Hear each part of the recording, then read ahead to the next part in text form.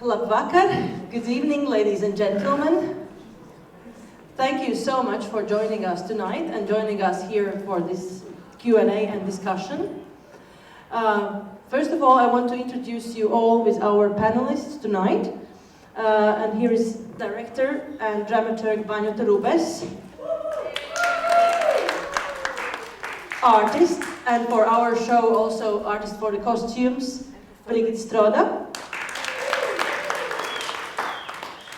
Very active member of Latvian society in Australia and a man with experience also in the business world, Pēteris Saulītis. And Sabīne Kazaka, head of representative office in Australia for the Investment and Development Agency of Latvia.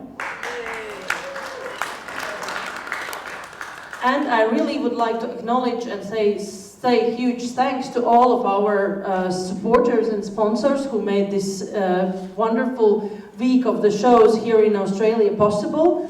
And this is Latvian Investment and Development Agency. This is Latvian Embassy in Canberra. This is Latvian House, Melburnas Latvian Society, Latvijas Investīciju, Latvian Plainwood.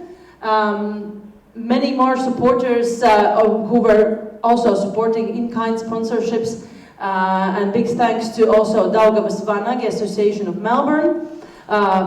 Big thanks to all the Latvian supporters, to Ministry of Foreign Affairs, and I hope that I thanked everyone. And of course, Canada Council of Arts, that was also a big supporter for us, who actually made it happen that Baņuta was able to fly here off to Australia. As long as I have said thanks to everyone, we may already start. And first of all, I want to start with Q&A about the show. So, dear audience members, please, in any moment when you feel so, just ask a question and jump in discussion. And let's make it as free and comfy as possible. And yeah, as I said, we had a week of the shows this week here in Melbourne, and that went very well. But the preparation process for the whole performance, it was already 2 years ahead before this performance. We prepared for 2 years. And maybe, Brigita, I can ask you a question. The idea came from you. Can you tell us a little bit the story, how the idea popped in your head and how it became possible? I'll first check if this works. It does. I was with Ieva at a seminar with international representatives about community theatre, or as we also call it, applied theatre and device theatre. And I asked the question about the difference in dealing with normal theatre and working with community theatre. And the lecturer said, the most important thing is that in community theatre you have to love your community and you have to be engaged with your community. And we were working in Riga, and I thought, shows in Tilja, shows in Jelgava, and I thought, I actually don't love the community of Tilja or the community of Jelgava. But there is one community that I actually do love, and that's the Latvian community in Melbourne. And I care about them, and I am engaged with them. That was the first step. And then I thought about it, and then I thought about how we know what we do, but nobody on the outside does. And therefore, why not do a show, not so much for the Latvian community, but for the people of St Kilda, to tell them what's been happening in their backyard for the last 70 years. That's about how it happened. Thank you so much. And and my name is Ieva Niedre. I didn't introduce myself. I'm the producer of this performance, and I do a lot of productions in Latvia, in Baltic states, in Scandinavia. And together with my colleague Ilga Valo-Dzābele, once we heard about this idea of Brigita's, we also both are community facilitators, so we really jumped in and we said we should do that. It's really, really interesting to gather these stories and to talk with people and to actually witness the history, the living history. So once we we thought about this idea, and Ilga already came here to Australia to collect the stories of the people, to interview them, and all these interviews also will be preserved in the archive, so they will be available for everyone. And we thought, okay, who can direct this show? Who can be director, dramaturg, who could make all this happen? And only one person popped in my mind. Our amazing Baņuta Rubess here. And she said yes. And then we just piled onto you a lot of material, interviews and stories, and you came here. And can you tell us a little bit, when you made this decision to do the show here, how did you select the exact stories, and how was the process at the beginning? Because what we saw here, it happened so magically. So can you tell us a little bit about that? So that's the hardest idea ever, I think. A question ever is how did you get the idea, or how did you select things? I think the first thing that appeared was I saw this building, and I immediately thought it should have a piece in which there's 3 audiences that are walking through the building, and there are 3 characters. And then, what are the stories that need to be told? For those of you who aren't really connected to this building, I want you to know that it's very, very unusual for a community center to have A, working stage, and B, an amateur theater company or community theater company that has worked for so long. I think that's extremely rare. I'm very curious. I'd like to see the doctoral dissertation that's telling me that the Maltese have it or the Tamils have it in, Costa Rica. Like, I wonder where else that is. It's so rare. So as a theater person, of course, I responded to the stories about theater. So bing, there's Mara and Valda's story, the one in the library where you see the 2 actresses who are reading an album, and I hear their admiration. I hadn't met them, but I heard the love for their sister Gunna, and the love for other actors, and then I found it very amusing that this very loving description of the photo albums was interrupted by a phone call. So to me, that was a scene that was ready-made. And the idea then, you might not know that in the room beside that, the incredibly beautiful song that is being sung in the meeting room is actually the text that these 2 actresses are singing. So to make it kind of somehow sacred, special. The other text, I mean, I know an awful lot. I know almost too much about World War II and the experience of Latvians during World War II, and therefore, of course, there had to be a story of that experience, and it was actually hard to just take the very short monologue that you hear and see in the schoolroom that Karina performed so beautifully in this rather surreal way. But the thing on the whiteboard, by the way, says, I still have panic attacks when there's lightning in various declensions, because Latvians are obsessed with their grammar. And I could have given you 3 more whiteboards with declensions with this particular sentence, but it was the story that gripped me. One story Ilga didn't collect, and there's someone in this room that was part of it. I'm not going to look at them right now so that you don't know who it is, but it was actually from 2 teenagers in the summer school who were relating a fight that had gone on, and their text was so rich with contradictions and insights into this community that that fight would not happen in Toronto, which is where I'm from. Would not happen. Would not happen, I think, in London. It happened. It's very specific to an Australian experience and mindset. So I thought that was incredibly interesting, and it became the kind of linchpin scene for all the characters.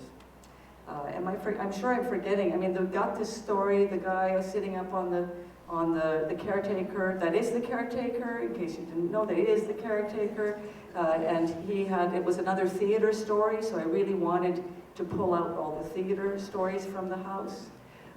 There is a very long story about a man who always wore a fracca who always wore tails, and for him, my home is are my tails is the story, but it was too long, so you got 2 sentences. That's what happens sometimes. So I've gone on for a long time, I'm sorry, but now I told you. No, I think that was very interesting, just to get to know how these little things came together and formed the whole performance. Thank you so much. And before I go on, I really want to say thanks to the Australian Latvian Theatre Company, because without them it wouldn't be possible. And Ieva Niedre, thank you very much for making it happen, and for your work, and for these actors who you also involved here with us. And one of them is Pēteris Saulītis. Second best Latvian actor in Australia, I would say, not only in Melbourne. I think we might elevate him. Okay, yes, let's promote him to the best actor in Melbourne. I haven't seen all of them, but I really believe that he might be one. And you really have performed in so many performances before. And can you tell us a little bit about your experience? Was this show something completely new for you, or you have done some experimental theatre before?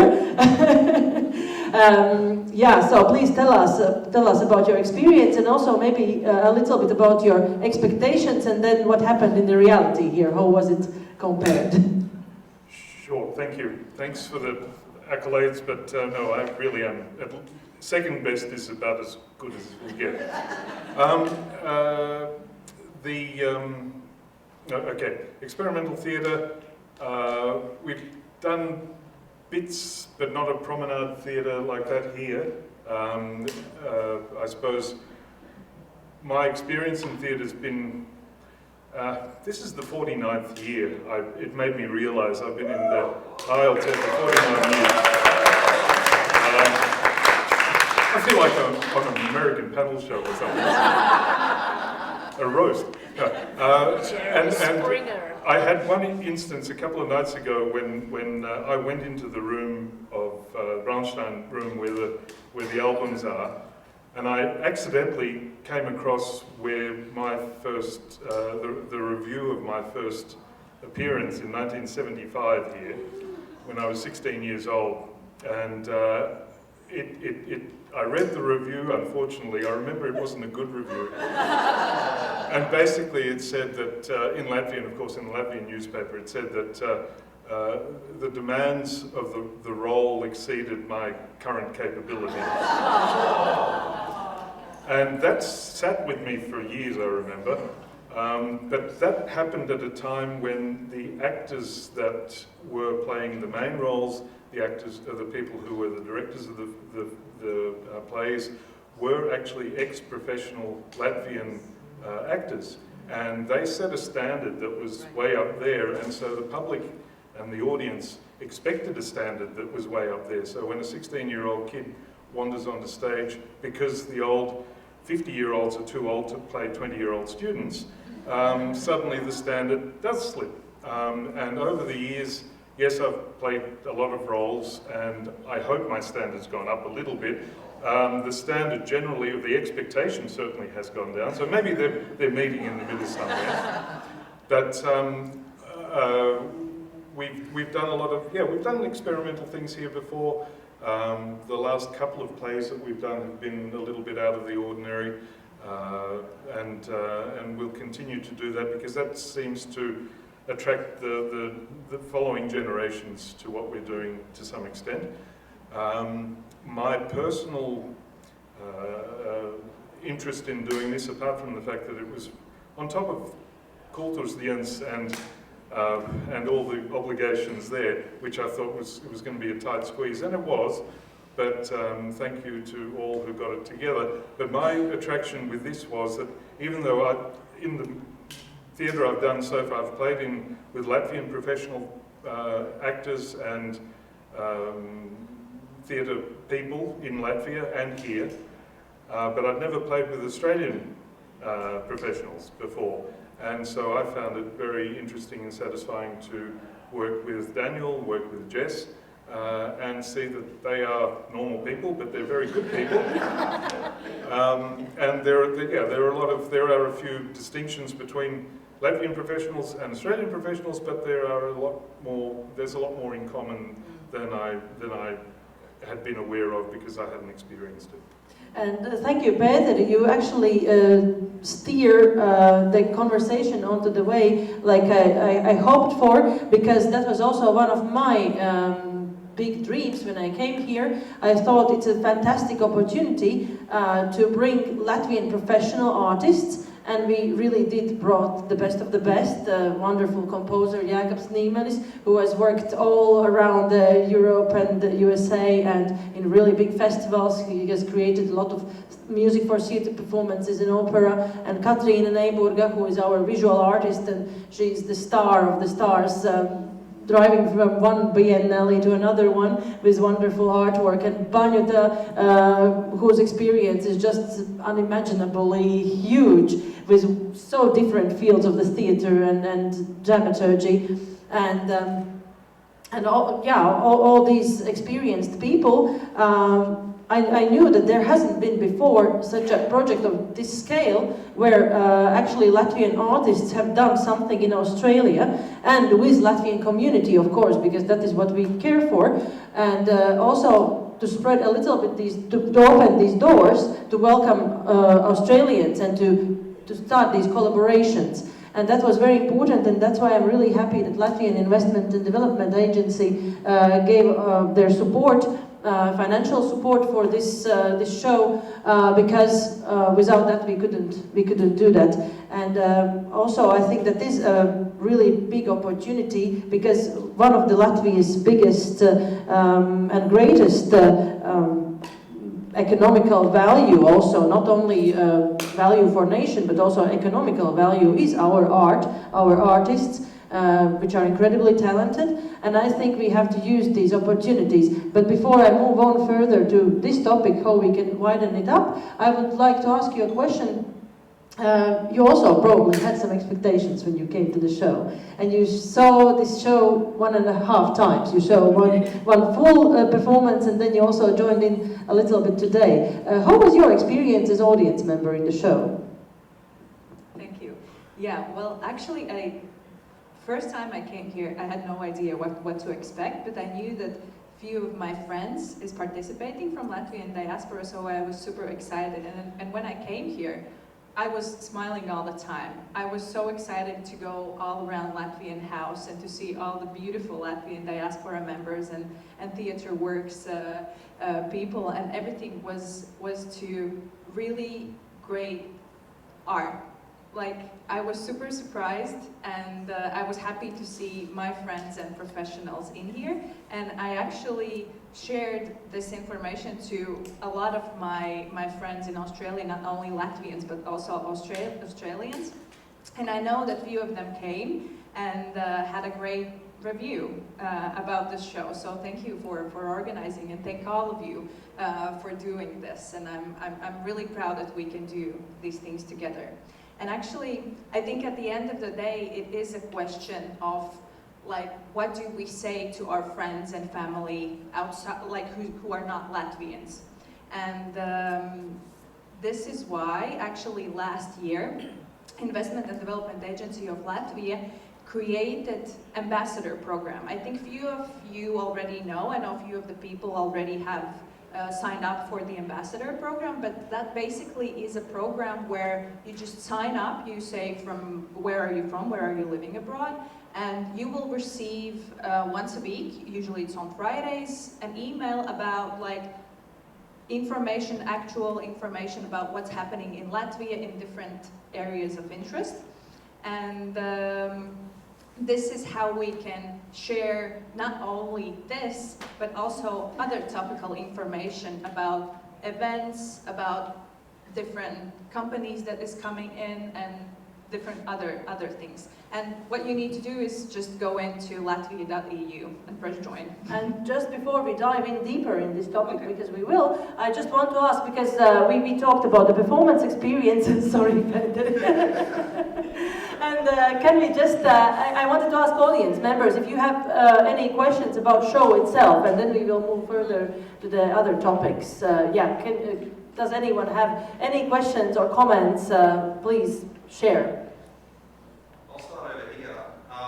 So this is probably a question for all of you. You might have answered it during your answers already. But what, big or small, was the most interesting surprise? Like, what surprised you coming out of this show? Because I know there were a lot of interviews, and you may have saw, interesting stories come out of there, or maybe during, all of the production behind the scenes. What surprised you most about this? It doesn't have to be much. Just big or small, what's a surprise that came out? Okay. I've got the microphone, so I'm going first. Two surprises. One, I hadn't realised that I hadn't spoken English so much on stage. That all of the roles I'd had been predominantly Latvian speaking. So I can't remember when I'd spoken so much English on stage. That was one surprise because that sounded weird in my own head. And having to thinking automatically in both languages, being native speaking in both, I found it difficult to remember which texts had to be in that language and which ones in the other. That was a surprise. The other surprise was playing myself. That Baņuta had written me into the storyline, and I had to play not me, but I had to play Baņuta's version of me, and I hadn't expected that. So they were my surprises. I had a surprise too, because I didn't know that we will be moving around Latvian House. I thought that we're going to sit here and just watch the show. And so when we all started moving and we had those bracelets and everything, I was super surprised that we're like going around and everything's happening somewhere. Yeah, so that was my surprise, which is, really good. Merely 20 minutes ago, running into one of my friends who was here this evening, to hear her say, "Oh my God, it was so Jungian!" It's not the first time I've done something Jungian, so thank you, whoever that friend was. I guess there are two surprises. One is just like I have to speak like an artist. I'm surprised it worked. And I'm particularly surprised that the least narrative sections worked. And that would be, for me, the actresses plus the Braunstein singing plus a little museum room. That is one of the highlights of the show. I would not have expected that. I thought that was one of the riskiest parts of the show and one of the parts that audiences would find baffling. So it moved a lot of people, and that made me really happy. And I guess the other thing is, we had a hard time getting a cast. We had a really hard time getting a cast. And the surprising part is that one of the hard people we found, God knows how, because somebody else couldn't do it, and then somebody else couldn't do it. That's one way. Or in one case, one of our Airbnbs was next to some Ukrainian dancer. And we have an amazing amount of Ukrainians working with us today. Thank you so much. And then there is a performer, Allison, here, who is here. It's a very long story. I'll try to tell you it short. That because I wrote a friend in Toronto, who wrote a friend in New York, who wrote a friend in Melbourne. And then we had someone they canceled like 2 hours before they came, and then we found Allison. So it was, the coincidence of how we found people was, I think, a big surprise. And as we promoted Pēteris as the best Latvian actor in Melbourne, we can, on the microphone, on the camera, on the roll, promote Alison as an honorary Latvian.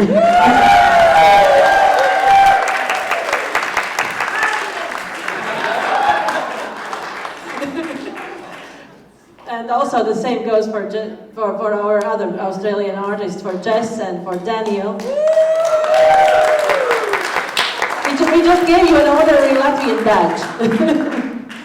Yeah, and I think for me the biggest surprise, it was also that I can share the same thoughts as Baņuta did, but the big love for the theatre, it wasn't a surprise, because I know that Latvians do love theatre wherever they are in the world. But the way the dedication, which some people put towards, because not everyone had a lot of time to jump in because, of course, of the issues what Baņuta mentioned.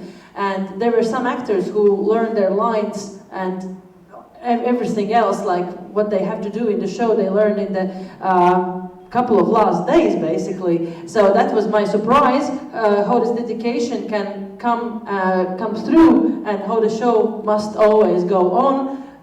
That is true.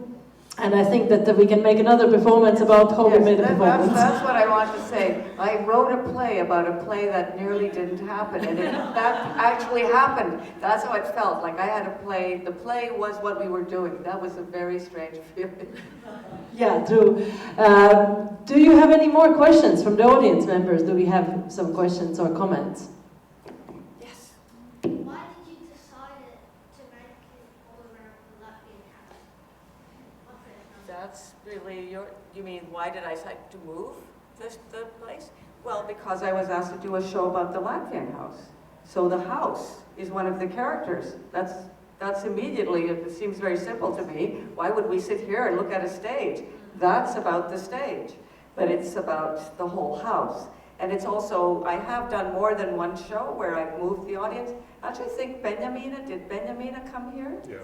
That was originally created for, this is a one-woman show that I made with the actress that was in a house owned by a woman, a very famous and wealthy Latvian woman. And in that one too, we moved the audience. And so I knew that if you have a space you want to celebrate, you can't just sit and look at a television frame.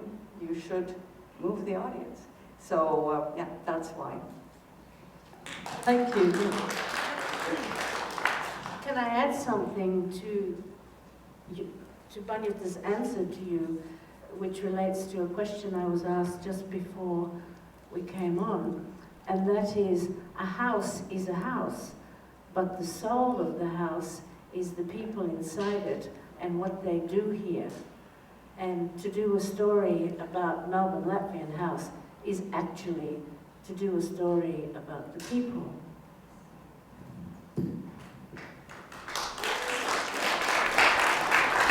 Thank you. I have a comment too about this, because a few of Latvians who hadn't come to Latvian House came to the show, and afterwards they texted me, this was an amazing experience, because now they have been not only like in a cafe or here, but they've seen it all. Right. So basically this was a great opportunity for all Latvians too who hasn't been here, and also all Australians, of course, to see inside that you usually on a daily basis wouldn't see. So thank you for that. And yes, actually, I heard from a lot of Australians who are living just next to the Latvian House. We were renting out plenty of Airbnbs, and everyone was like, "Oh, Latvian House! I had no idea that there is Latvian House in our neighborhood." And I think we really did manage to spread the word around. And I really also hope that you will have more audience coming to other shows and to concerts and all the other events. And before we move on, if there's any last question from the audience about the show, yes. I'd like more of an explanation of this scene right behind you and what they were singing about and just this thing. Revolutionary scene. So this is a poem by Ieva Steinbergs. He's a 30-year-old poet in Latvia who is very, very popular now. He wrote a poem that is a screed, a Jeremiad, a very angry and very long poem against Putin that was published in Satori, which is a wonderful literary magazine. It's a website, you can all look for it. It is all about how I would like to think about other things. I would actually like to work to save the environment and fight against discrimination, but all I can think about is you, Putin. And you have made me hate you, and that is your one and only victory. That's if you didn't hear the text, that's the text itself. And the two singers they can't do the whole song, they're doing it in English and in Latvian, little parts of it that we could muster. And then I wanted to have the contrast. I wanted to remind people, even as we're fighting for Ukraine, that there are huge problems right here. or huge problems that are not war. So that's why there are these interventions where is she? Where is she? She's somewhere, oh there she is, which Sandra did, which are about St. Kilda and about the environment. So, and remember the character just before that scene says, I want an anti-play, I want a big performance. It's a rant, yeah, it's a rant. Ukraine really is on everybody's mind in Latvia. Like that is front and foremost. I know our Ukrainian friends said, why are you talking about Ukraine when you want to play about Latvia?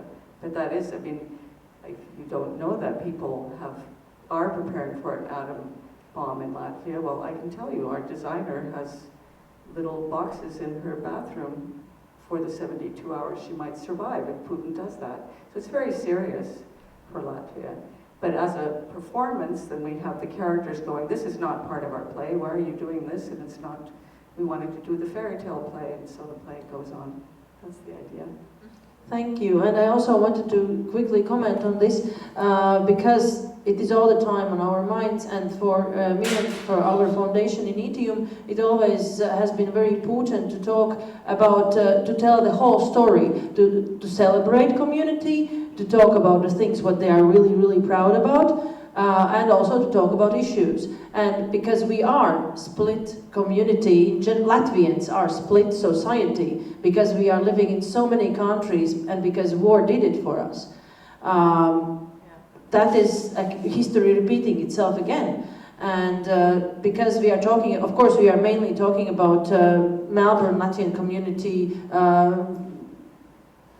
bits and parts and joys and stories, but also because we are here and we do it together, that this is, yeah, that is what is in our minds. And I really I'm happy that it worked out so well, and we could tell the story also that in the scene you saw on the stage, where we see Brigade's version of Žņaudzējs, of Strangler, of Pēteris' character. We can see that already Brigita weaved these topics inside, and that was on her mind as well. Yeah, that's what, so, I mean, we didn't really push that factor, but actually that scene that we're kind of making, we're sending up this old-fashioned type of theater, that the text was written just before World War II, which means that the writer was thinking about the apocalypse that was getting closer and closer, and the text that Snieza says is, nobody speaking up, is nobody fighting, who is fighting, nobody's fighting. We are fighting against Putin, but in a way, it felt like these are mirrored images of theatrical ways to respond to the feeling of impending disaster. Yeah, thank you. And yeah, no, I already in my comment on this scene, I already mentioned that we have Latvians are scattered all around the world and created their own little groups and communities. And of course, this is, I think we can, as a nation, we can use it as a strength, and we have done it in the past. And I'm thinking in my mind how we can do it also now in the present and in the future, maybe even more efficiently and more in the ways, in unexpected ways, like for example these kinds of collaborations, which I really would like to enforce, and not only in Australia but also in other countries, and of course to do it in both ways. One way is that we bring Latvian talents and brilliant Latvian people, in this case it's culture, but it might be also of course education or science or innovations, to bring us from Latvia to other countries and use Latvian network in the sense to just tell these stories about these people and to promote them and to promote Latvia as a country, but also to do it opposite way, to welcome in Latvia all the people who want to come back to Latvia, or they want to live a little bit in Latvia or partly in Latvia, and to help also from our side to support you guys if you decide to do that big step in your lives. And when we move to this part of the discussion, I would like to ask Pēteri you a question. I know that you are a really active member of Melbourne Latvian Society, and you all have told me in some point that when Latvia was still under Soviet Union occupation, that this network of foreign Latvians, we call Latvians in diaspora, this network was very strong, and whenever you would come from, let's say, Australia to USA, there would be immediate actions and support. Can you maybe tell a little bit about how did it work in the past? Yes, it worked because there was a large number of Latvians active in most of the major centres, and if there was a group of Latvians coming from anywhere overseas, then they were coming into a larger community. I mean, here in Melbourne, we had, I mean, in Australia there was over 20,000 Latvians who came here as immigrants or refugees after the Second World War. In the mid-1970s, when I was a teenager, there was still probably 2,500 people regularly coming and being active in the Latvian community. So, for instance, in the theatre, when we put a theatre on, a play on, then automatically we'd have at least 3 performances, sometimes 4, and we'd get fairly full audiences every time. I mean, full as in full space here. So there was a big pool of people that were active in the Latvian society. So if a group of 10 or 15 or 100 from overseas came, then there were places they could get billeted out, there were people that would look after them, that would want access to them. That has changed because we're just fewer in number now. But certainly it worked very well for a long time, and it still does work. It's just harder to find the people to take on the responsibility of looking after the guests and visitors. And also, I think diversifying the ways, because I have noticed that there are, of course, certain artists that are always invited over to come and perform, and they are wonderful artists, and they are related with the folk movement usually, but I think what is very also interesting is to diversify it in the sense to also bring some other kinds of art forms or culture forms from Latvia to diaspora, to maybe bring some performing art pieces or some visual artworks, etc., literature, of course, which we are brilliant in I mean, so yeah, to move it more.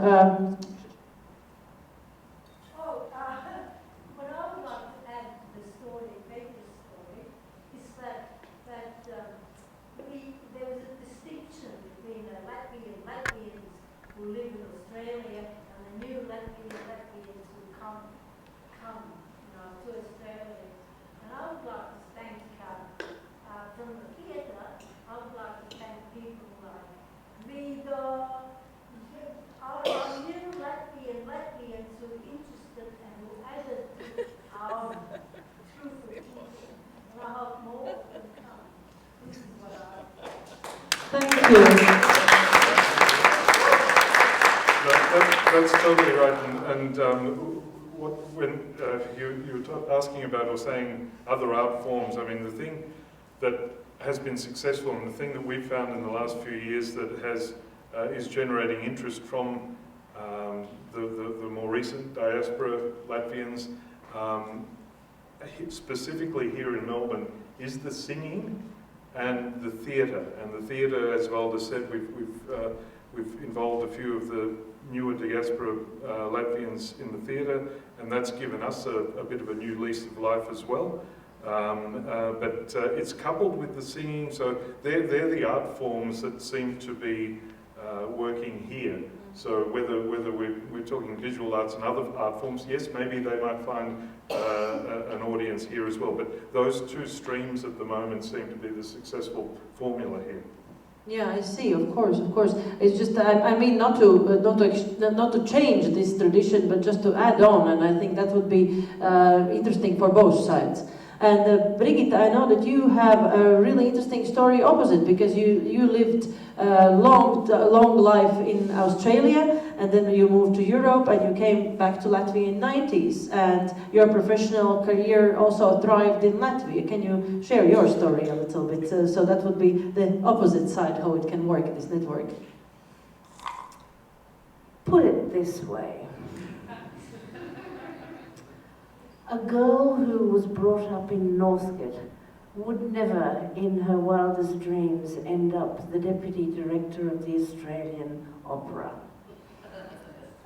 So, going to Latvia in the 90s required one to be rather adventuresome, and as part of this great adventure of living in Europe, therefore Latvia, I ended up having an absolutely fantastic job, which was as Deputy Director of the Latvian National Opera.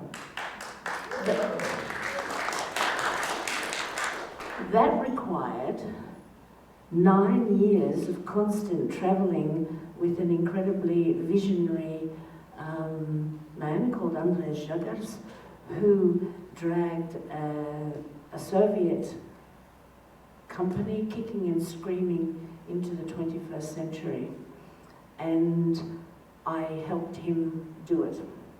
And one of the ways that I helped, which has become something that I have continued in other jobs, is that we worked out a way to talk to the media. So we created the Riga Opera Festival because that allowed us to invite all of the best opera critics in a very concentrated period in the summer, and they wrote about us. And that was a way of talking to the world.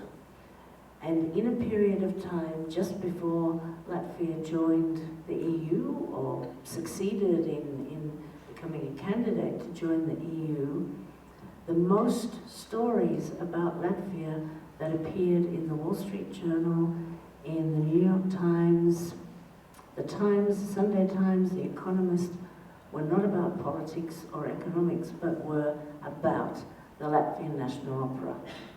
And that was because the opera was doing really good productions, including 2 productions by Baņuta Rubess.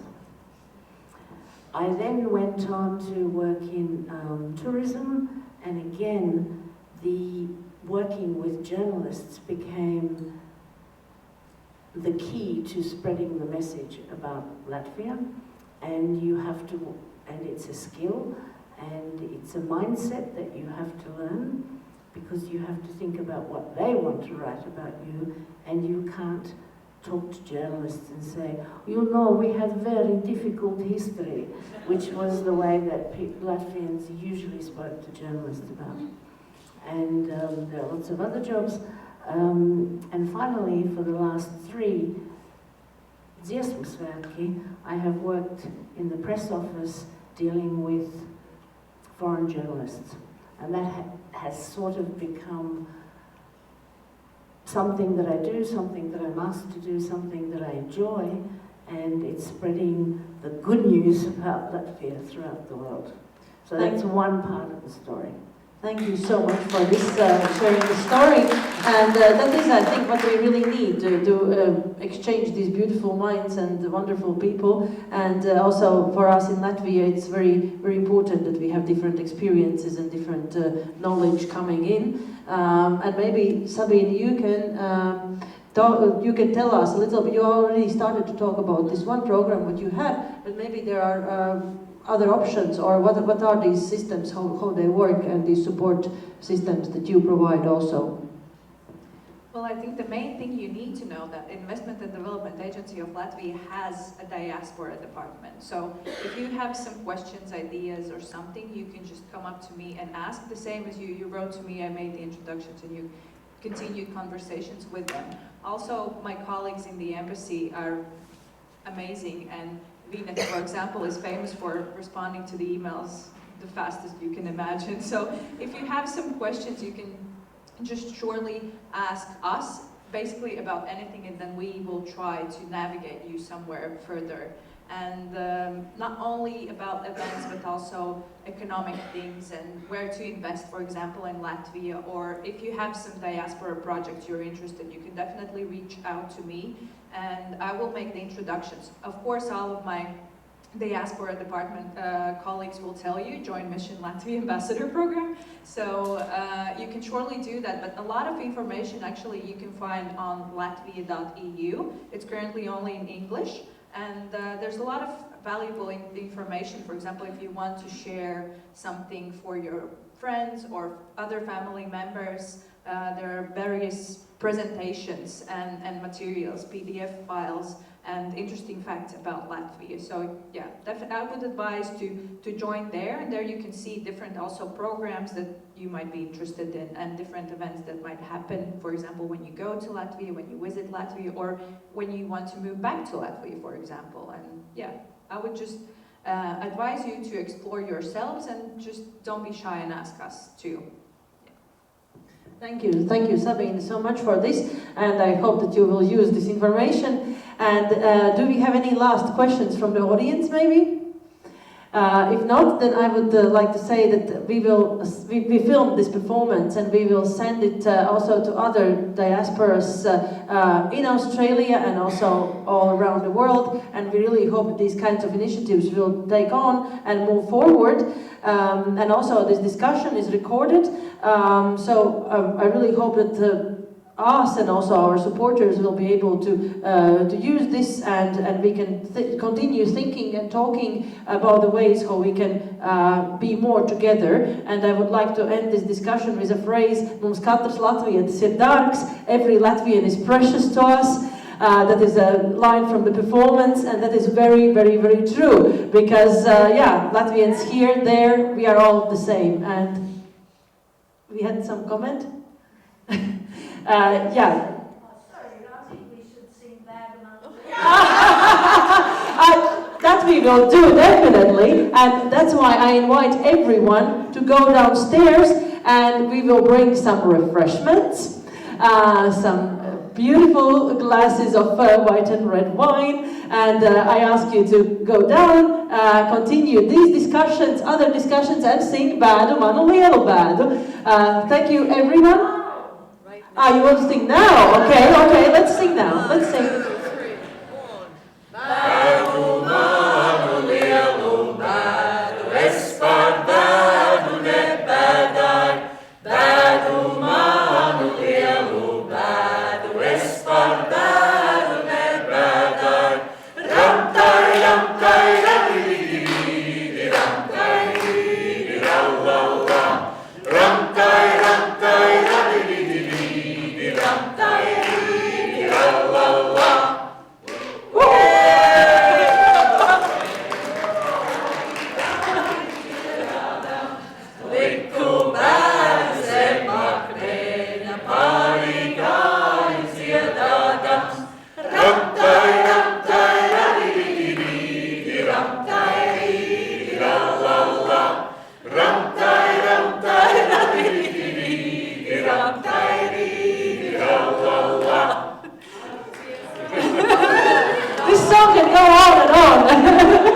We can continue it, and I think maybe after this I will start liking it a bit more.